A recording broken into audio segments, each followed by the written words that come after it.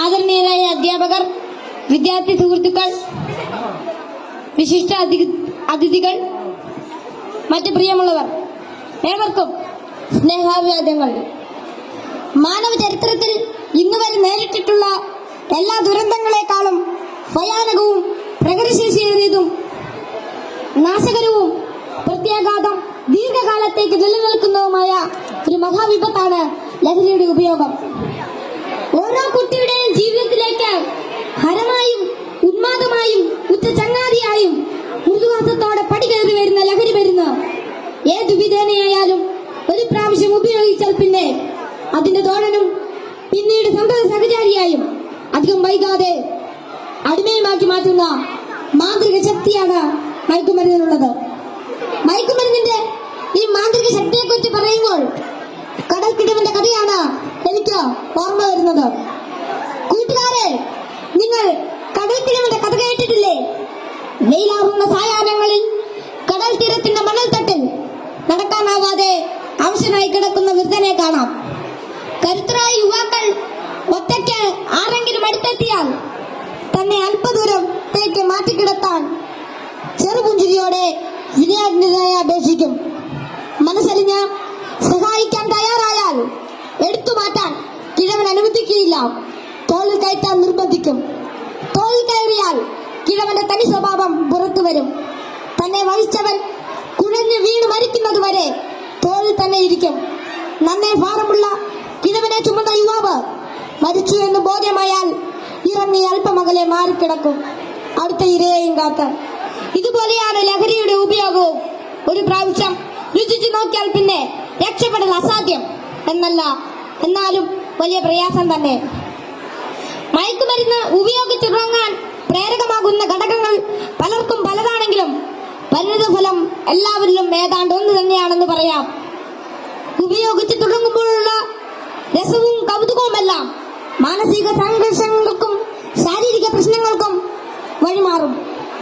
പിന്നീട് ഇതില്ലാതെ ജീവിക്കാൻ കഴിയില്ലെന്ന സ്ഥിതി വരുന്നു.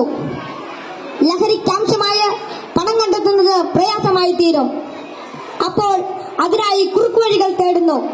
അങ്ങനെ അധാർമിക ജീവിതത്തിനും കുറ്റകൃത്യങ്ങൾക്കും പ്രേരിപ്പിക്കപ്പെടുകയും കുടുംബത്തിനും സമൂഹത്തിനും നിയമപാലകർക്കും തലവേദനയായി മാറുന്നു. ഇതിന്റെ എല്ലാം ബാക്കി പത്രം എന്ന് പറയുന്നത് നിരാശ, ഏകാന്തത, മാനസിക പിരിമുറുക്കം, ശാരീരിക പ്രശ്നങ്ങൾ, മാനസിക വിഭ്രാന്തി എന്നിവയാണ്. ഈ പ്രശ്നങ്ങൾ ഇവരെ നിഷ്ക്രിയരും നിർജീവനുമാക്കി തീർക്കുന്നു. അങ്ങനെ കുടുംബത്തിന്റെയും സമൂഹത്തിന്റെയും നട്ടെല്ലാകേണ്ട ഇവർ വീടിനും വീട്ടുകാർക്കും നാടിനും തന്നെ ബാധ്യതയായി തീരുന്നു. ലഹരി ഒരു മഹാവിപത്താണ്, സമൂഹത്തെ കാർന്നു തിന്നുന്ന മഹാവ്യാധി.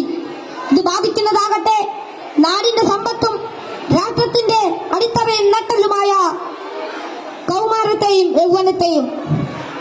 കുപ്പിയിൽ നിന്ന് തുറന്നുവിട്ട ഭൂതം പോലെ നമ്മെ ഒന്നോടെ വിഴുങ്ങുവാൻ വായ് പിളർ നല്ലറിയാർ തടുക്കുന്ന ഈ ദുർഭൂതത്തെ നമുക്ക് ഒറ്റക്കെട്ടായി നേരിടാം.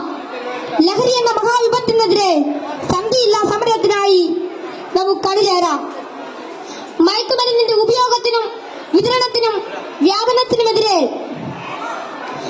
കൈയോട് കൈകോർത്ത് നമ്മെ തന്നെ കാത്തും കൂട്ടുകാരുടെ കാവലാളായും ലഹരിക്കടിമപ്പെട്ടു പോയവരെ ചേർത്ത് പിടിച്ചും ലഹരി വിമുക്ത നാളേക്കായി ഐക്യദാർഢ്യത്തിന്റെ ഉരുക്കുകോട്ട തീർത്ത് മുന്നേറാം. ഉറച്ച തീരുമാനവും വ്യക്തമായ കർമ്മപദ്ധതികളും കൃത്യമായ ബോധവൽക്കരണവും കൊണ്ട് നമ്മുടെ കൂട്ടുകാർക്ക് ചുറ്റും നമുക്കൊരു രക്ഷാവലയം തീർത്ത് മനവും കരവും ഒന്നായി ചേർത്ത് ഉറക്കെ പാടാം. ശിരസ്സുയർത്തി പറയുക ലഹരിക്കടിപ്പെടില്ലൊരു നാളും നാം.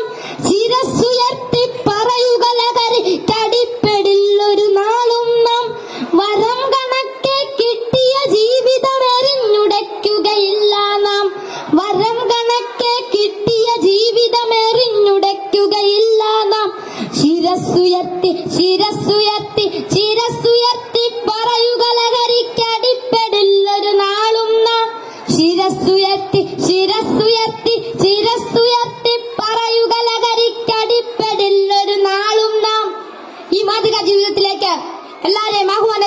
നിർത്തുന്നു. നന്ദി, നമസ്കാരം. Thank you all.